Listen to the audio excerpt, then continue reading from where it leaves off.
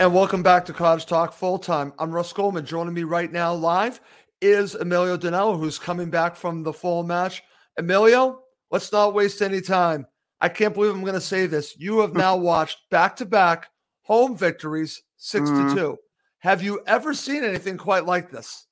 No, not at all. Hello, Russ. Hello, everybody. Yeah, I'm at my mum's house. My mum's is about 10 minutes walk from the ground. So literally, this is obviously where I was brought up for many years. So yeah, it's just coming. It's a bit too cold out there at the moment. So apologies if the shadow is not in black and white tonight. No shadow tonight. No shadow tonight. So I can't remember the last time we've won. We were actually talking about it at the ground tonight, where I think consecutive away games win the 80s. We won away to Bristol City 5-1, and then we won 5-1 away to Aldershot. So this goes back about 35 years ago. So many old fans probably remember those back-to-back victories. But, this is incredible, this run. Another 6-2 hammering. Mitrovic not on the score line tonight. So it's that's really a huge storyline. They scored 6 goals without Mitro. His hard work throughout the game, yet didn't score a goal. And, at the end of the day, this answers a lot of the critics that have we got enough goals outside of Mitrovic? Well, six other goals without him tonight. So, again, look, we weren't at our best tonight. Sounds crazy to say that, but I'm grateful to have watched 2 amazing performances. That's 19 goals in 3 games. We've seen some good opposition goals as well. Let's be honest, the 4 goals we've conceded the last 2 games have all been of top quality, top class, and we'd be proud of scoring goals. So overall, no complaints whatsoever. But we weren't at our best tonight, yet we won 6-2. Well, what's interesting, Emilio, and I'm going to share this with the people watching live and listening to this. You and I talked before the match. You and I both predicted 2-1. We thought that this would be difficult. Yeah. So let's be honest. Emilio and I are both really wrong here because I thought there's no way they can score 4, 5, 6 goals. I spoke to our friend Claire. She predicted Fulham would win 4-0. She was closer than you and I, so.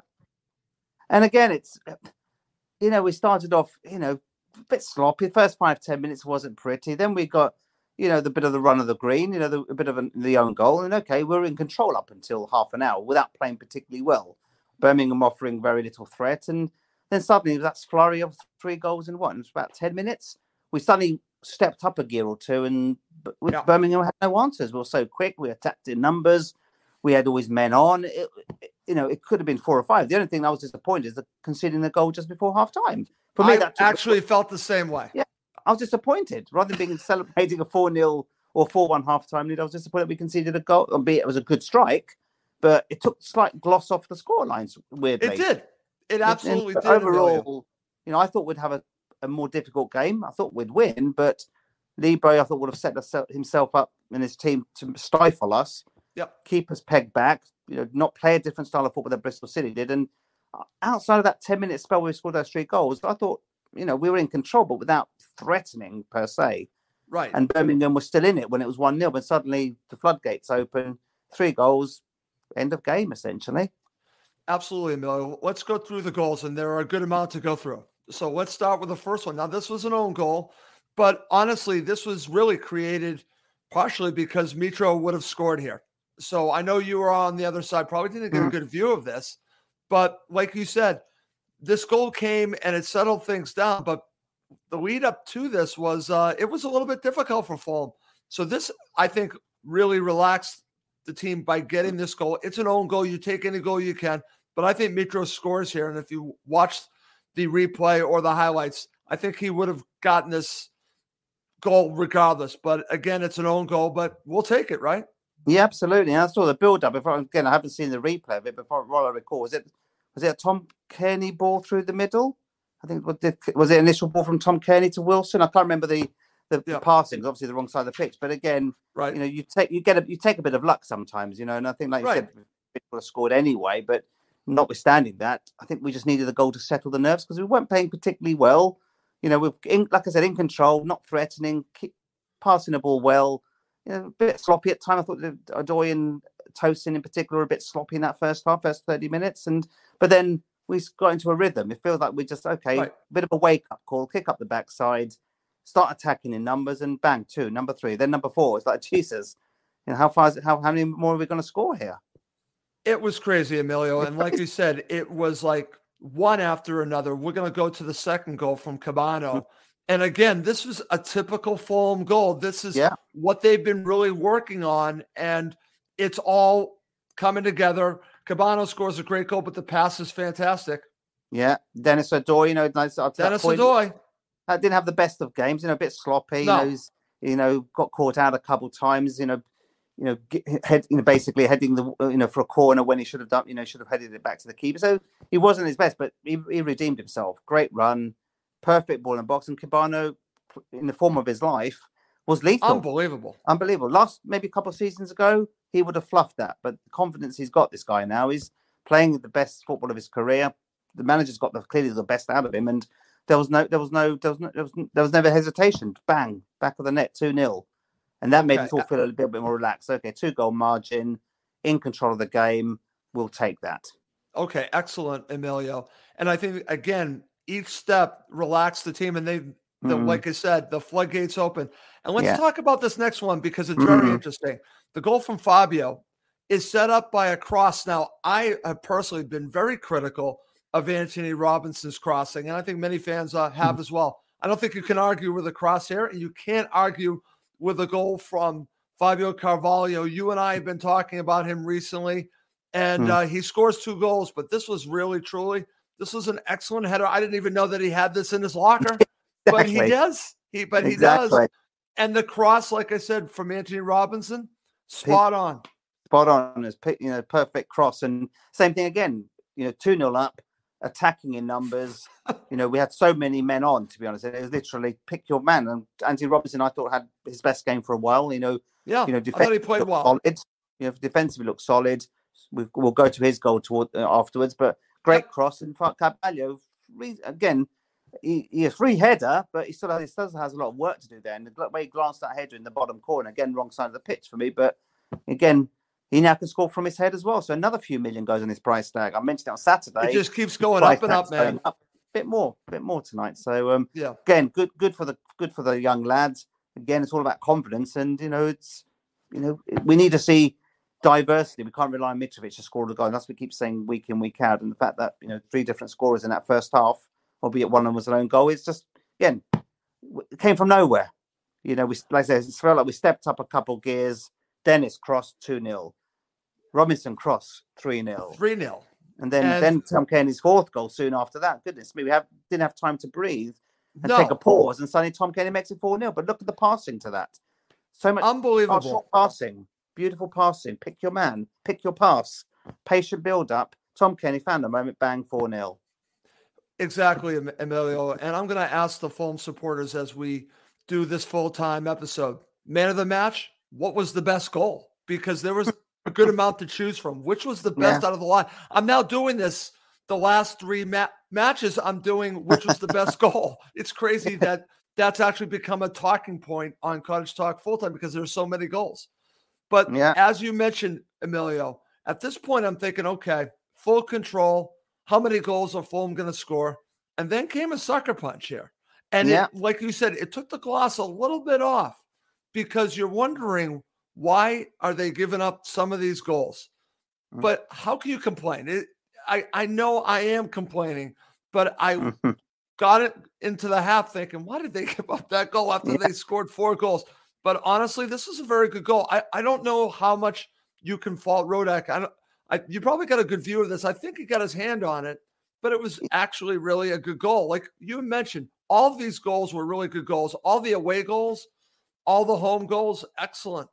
Yeah, absolutely. And I'm glad you mentioned about the road. Again, I haven't seen a replay. Again, it was right in front of me. Great strike. Came from nowhere against the run of play. We scored, 3 back to goals in quick succession.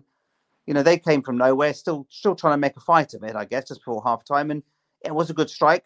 I'd like to see it again. I've been a little bit critical of Rodak today. I don't think he didn't command the box particularly well in that first half. I remember there was that moment with he had the chance to call to Tim Ream. He didn't call out Tim Ream. Tim Ream cleared the ball for a corner. The Dennis Doyen said maybe he should have called for Dennis. And I didn't think he commanded his box particularly well. His kicking throughout the game wasn't particularly good. He was quite wasteful. Normally he throws the balls out into the defenders and then play from the back. But at times he tried to hoof the ball out quite a few times. He looked a little bit uncertain. And even on Saturday, I thought, okay, not Roda could have potentially done better with the first Bristol City or the second Bristol City goal, I think it was. So I don't know what fans would have seen the replay. I don't know if I'm being a little bit harsh on Roda, but could he have done a little bit better? Possibly. But overall, great strike from the Birmingham City guy. And again, at that point, I'd seen 3 away goals in the last 2 games, all of top draw, to be honest. Right. Top draw goals. Exactly, Emilio. And what's interesting now, we're going to transition to the second half because as we're watching the second half, and I'm thinking to myself, again, it's comfortable. It's 4-1. We're feeling pretty good.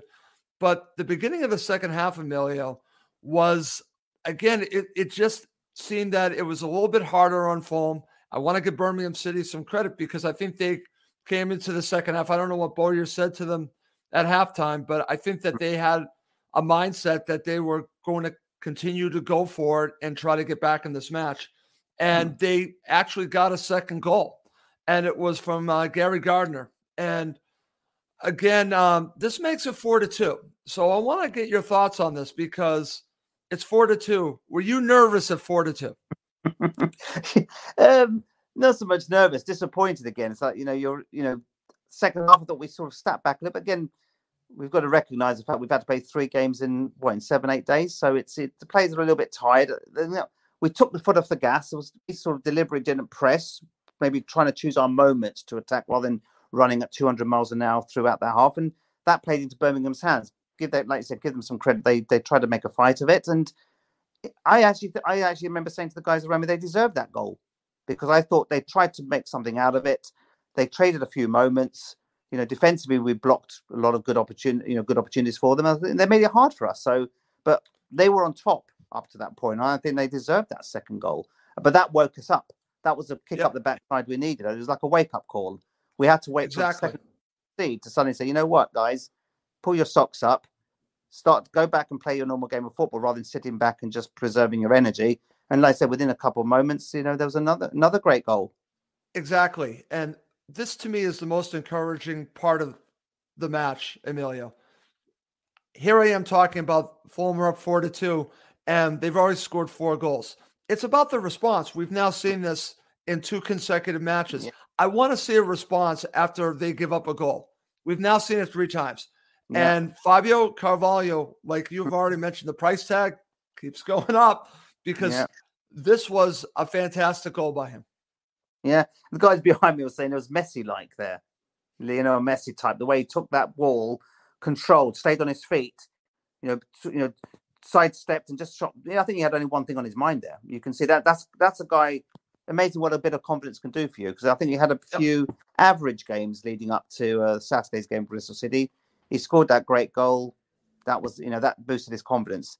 The header, the fact that he could score with his head as well, gave him more confidence. So to be honest, it's amazing what confidence can do for you. Would you have done that 3 or 4 games ago? Possibly not. But that's what when you've got big balls, basically, for a small guy, to be honest, he can do that. He had the confidence, the arrogance to sidestep the defender and only have one thing and bottom corner. Fantastic goal. But, some comparisons to Messi from the guys behind me. So that's crazy.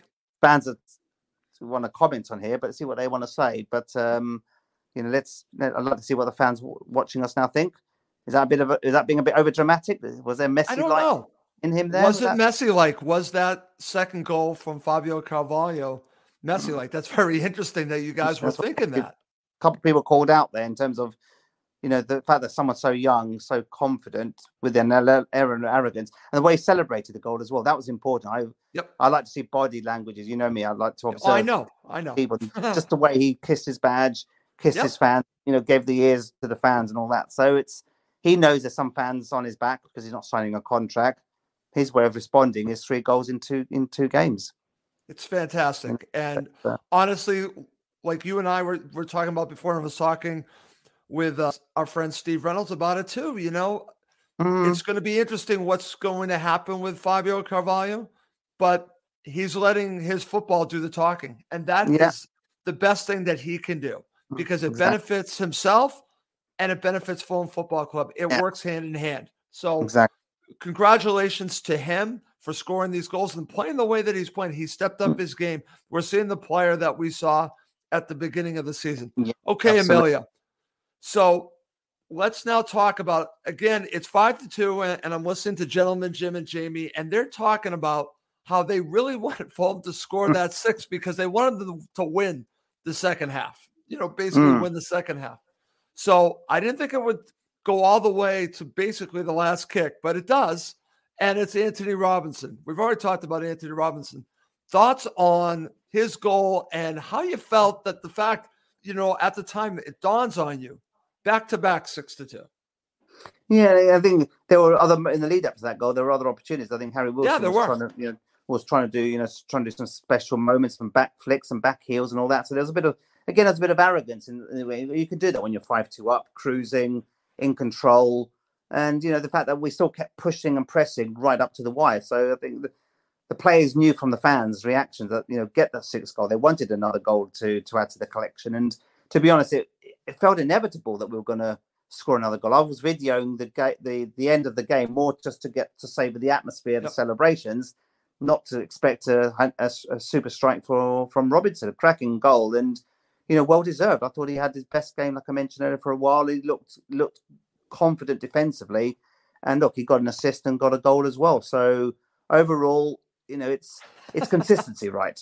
It's consistency, and the somersault there. Let's not forget the somersault. Let's not forget. I think I've got it on video. I think I've got it on the video. I'll check. I haven't watched the video I took, but I've got the video literally the free kick leading up to the goal. I took it from that moment. Yep. And then I expected the referee to blow the whistle, get the 5-2 celebration, and suddenly bang, and everyone's celebrating a 6th goal. So great strike. Good again. It does his confidence good. There have been some critics amongst our fans about him versus Joe Bryan, but I've said it time and time again.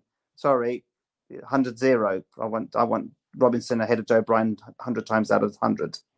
As an overall player, I think he's a better overall player in terms of what he offers compared to Bryan. Okay. Fantastic. All right. Before we go to a quick break, I have to share this, Emilio. Thoughts on this, Dave Cronin? If we win the next game 1-0 or 2-1, will that be disappointing? I think people know what I'm like. I'm glass half full, but I'm also realistic. Sometimes you have to win ugly, and I'll take 1-0 wins when you're not playing well. So you can't be playing 6-0, 7-0 level every single game. Stoke away is not going to be easy. That's going to be a different test for us.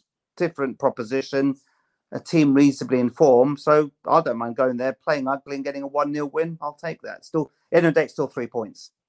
Okay. Whether you win 6-0 or 1-0. I agree, my friend. All right. Coming up next to end this episode of Cars Talk Full Time, Emilio and I will talk about man of the match. And please feel free to share who was your man of the match. And also, what was the best goal of the 6 goals for Fulham? Okay, Emilio. Let's start with man of the match. Who was your man of the match here? Yeah, I think some call-outs for me. I thought, I'm not Harrison Reed's biggest fan, but I thought he played well today. He ran his socks off. He got yellow carded foolishly in the second half when there was no need to commit that foul. And, could he have got a red card on another day for that? I don't know. It was on the other side of the pitch, but I thought Harrison Reed call-out had a good game, made attacking runs, did a lot of good blocking and good defensive work. For me, I think Carvalho was man of the match. He was, great header, the strike he scored, and he was involved throughout. I think for me, he deserves man of the match. I thought overall, the defense weren't as other than Robinson. I thought some of the defenders were a little bit inconsistent tonight, but overall, I think it has to be Carvalho for me. Two goals, good work, great, and he's back to the level he was at the beginning of the season. Okay, excellent stuff. I'm going to share some comments from the Fulham supporters. And let's start with our friend Wayne here. He agrees with you. Fabio, man of the match. So we got one for Fabio. Let's see what Steve Turner says. Kearney, man of the match. Best goal, Robinson. Interesting from him. Let's see. I'm going to mix some of these others in because we also talked about the best goal. Carvalho's header was the pick. Very interesting. So let's see what else we have. We have so many comments, Emilio. I'm shocked by that because again, good. Thanks for listening, guys. Thank you, everyone, for watching live. Any comments about the shadow not being a shadow tonight? No, I haven't heard any comments yet. But feel free to share your thoughts that Emilio's not a shadow tonight. Okay, James Baldwin says Robinson man of the match. So we definitely have that. Let's see. I think you're going to like this one, Matthew Koleski. Robinson 100% over Brian, and he is still getting better. So, again, that goes along with your thoughts on it. Stefan says man of the match, Fabio. So we do have a good amount saying Fabio. Let's see what else we have. And we have Sean Kennedy Carvalho, certainly man of the match. So we do have a lot. And we have a shout out for Kearney, man of the match. Let's see. And let's see what else we have. Steve Turner Carvalho as a joint with Kearney. Okay. Let's see what else we got. Mats comes in.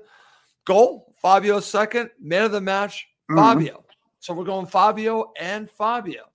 So we have a lot of Fabio there. All right. Feel free to just keep these comments coming, either man of the match or what was the best goal.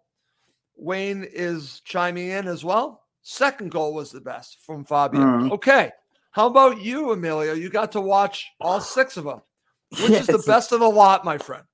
Difficult choice, to be honest. I thought the header was good, but I thought it was a bit too easy. He had a lot of space and basically under no pressure there. But still, you have to convert that. For me, Carvalho's second goal was his best of the 2.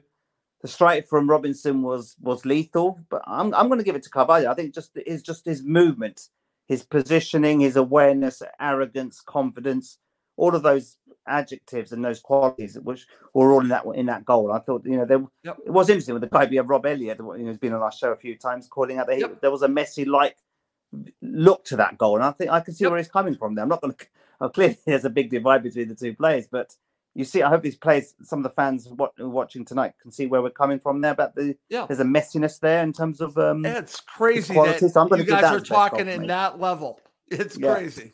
Yeah, that's for me. It's the best goal of the game. The Birmingham goal as well. That's their first goal. I'm going to give that a lot of kudos as well because that was a great strike. Okay, not for Fulham. Okay, excellent. I'm going to share this from Colm Bugle. Going back to talking about man of the match. I don't know if Colm has him as man of the match, but Kearney, different gravy today. I agree with that. Again, Tom Kearney is running the show again, Emilio. Yeah. He obviously picked up a knock. He did. It looked like, I think it looked more head related rather. Initially, I thought it looked like it was his knee, but he walked off before he got substituted, holding his head, and then when he did get substituted, he was still holding his head. So maybe he's had a bit of a head injury. Hopefully, nothing too serious. But overall, he was pulling the strings at times in the midfield. Not as influential as he was on Saturday, but he's still prominent. But I think I'm surprised no one's calling out Harrison Reeves. I'm not his biggest fan, but I thought I'm calling him out on a positive note. No, you did. He had a good game today. Okay, excellent stuff there, Emilio. We got the comments. They're still coming, man. They're still coming, and we appreciate that.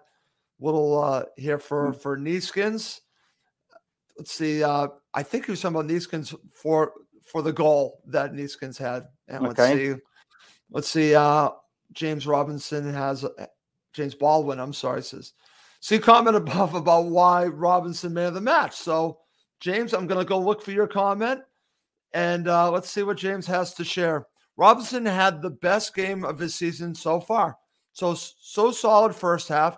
Didn't put a foot wrong. Contributed lots going forward and made every tackle and hugely impressive tracking back. Do you agree with all that, Emilio? Yeah. I think I mentioned at the beginning of the show. I thought this was Robinson's best game for some time, to be honest. And the fact he got an assist and a goal, was compliment to the game he had. I thought he had he's our best defender tonight. Yep.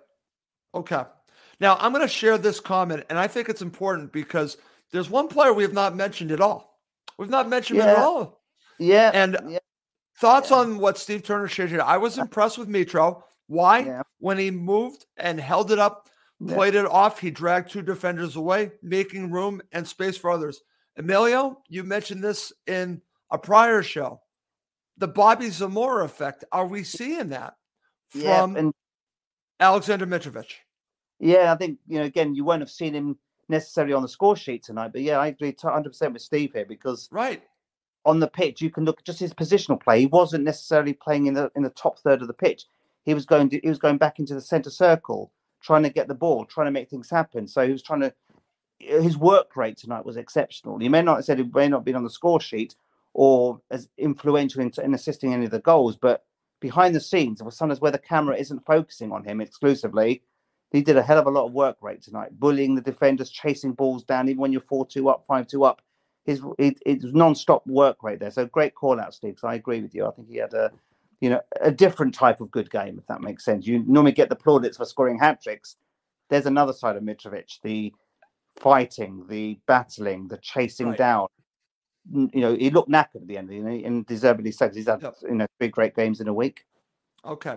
I want to share this because you and I used to talk about this. Do you agree with this? When Kearney plays well, Fulham are a better team. Yeah, interesting. Chris Davidson. I know we've had some interesting discussions with Chris involved with Kearney in the past, haven't we? We have. I think still this dilemma of, does Seri slot back into this team? I still would like to see Seri somehow slot. Who would you compromise? I think, can you have Seri, Kearney in the same team? I think there's room. Can you? At the expense of Harrison Reed, potentially. I don't know. Harrison Reed, I think, would have to be the one to go out. Yeah. I would still want Seri in the team, but people will say, well, actually, we've scored 19 goals without him. And admittedly, those 4 goals we've conceded. Oh, man. This is crazy stuff that we're talking about this. It's crazy that we're talking about what do we do when Seri comes back? Yeah, I think I would like to see him, get him on the bench, slot him back in maybe 30 minutes. Chris Davidson agrees with you. Yeah, it's a no-brainer for me. I think quality-wise, yes. But Harrison Reed, again, I'm putting my hand up. He had a good game tonight. Even though I'm not a big fan. But overall, you've got the play of quality of Seri who's playing well in the African nations. Why wouldn't you play him? Okay, we have a question for you from our friend James Baldwin. Can Emilio explain why he says he's not Harrison Reed's biggest fan? Yeah. Most others would say differently. No, it's sorry. He does. Look, I was critical with him. I said I didn't think he was Premier League quality. But I've had a lot of debates with a lot of fans. You saw the second half last season wasn't good enough in the Premier League. He offers very little other than just running around at times like a headless chicken. He does a good few blocks. He does a job. But does he do it effectively? There's no etiquette. There's no. Sometimes I want to see a little bit more composure on the ball. His passing is not good enough at times. He does what his job description allows him to do, is just go in, block, chase, run around the pitch, run your socks off, try to block a few balls. His passing needs to improve. Why did he take the corner in the first half after 5-10 minutes? That baffled me. Why is he always on around when it's a free kick? With him and Harry Wilson around the ball, it doesn't make sense. Why is Harrison Reed suddenly become a set piece taker? For me, his overall play is not enough. I like to see a little bit more quality, and maybe I'm critical because I don't think he's got his finesse enough. Okay. I understand that, and thank you very much, James, for the question for Emilio. And I thought he did a good job of explaining his view on that.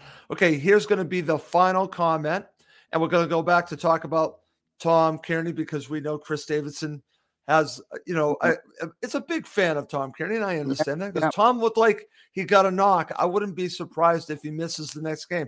Here's the question, Emilio. If he misses the next game, does Nathaniel Chalobah take his place? Interesting. I'm not too sure, to be honest, because I thought Chalobah had a decent game when he came on Saturday as a substitute. He was the best substitute on Saturday. Today, I thought Onimo was okay when he came on. More so on Saturday than today.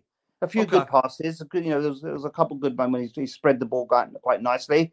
Okay. I think he would be the natural replacement, to be honest. Josh Onimo got some game time today. That's good to see him back in the squad playing games. So maybe Josh can add some physical strength in midfield as well. I think we've occasionally lacked that physical strength, like I keep referring to, but. I agree with Tom. I think I mentioned earlier. Did he pick up a head injury when he was holding his head when he walked off? So yes. Let's see the outcome of the next few days. Okay, very good. All right, we do have to wrap up the show, and I want to thank Emilio for the quick turnaround because he was able to do this, and yes, he's not a shadow tonight, but thankfully he was able to do the show with me, and I want to thank you very much, Emilio, as always, for doing the show. I do want to say this because I keep getting Fulham supporters that I have to keep mentioning this because we really need to build up the YouTube channel. So please subscribe to our YouTube channel and like it, and please help us grow this YouTube channel. It's a great way for Fulham supporters to find and watch the show live or watch a video of it. The numbers keep going up, but we really would like to get more people subscribing to it because it will really help others find us. It's difficult on YouTube, and it's all my fault. I took too long to really come up with a YouTube channel, and but we're going to keep promoting it because we really want to build it up. So thank you, everyone that subscribed. And if you haven't, please do subscribe. Emilio, final thoughts before we go. Yeah, just everyone can message me. What other records have we broken tonight after the 6-2 win? You know, I'll be curious to see what other records we've smashed. It's crazy. Look, you know, not playing at our best, and we won 6-2. What more can we ask for as a Fulham fan? Good times ahead. We're 5 points clear. You know, we've played our games in hand that we were worried about. Steve Reynolds shared this. Best since 1954, team has scored 6+ in consecutive games. Wow. Okay. That's good to know. The interesting stats. I'm curious to see what other stats we've broken. But overall, another 6 goals I've seen at home. Another, you know, the records keep coming in thick and fast. But overall, it's 3 points on the board. We'll soon forget about this. We'll be focusing on the Stoke City game on Saturday, which I'm sure will be a much tougher proposition. But like I said, you can't keep winning 6-0 every game. No, you have to start keeping things tight, winning ugly at times, and not winning pretty. You can't win pretty all the time. That's the mark of a good team. You can still win when the chips are down and you're not playing well. Okay, excellent stuff. Well, I want to thank Emilio, the Fulham Shadow, for joining me, but we do have to wrap this up. For Emilio Danilo, I'm Russ Coleman. Thank you as always for watching and listening to Cottage Talk.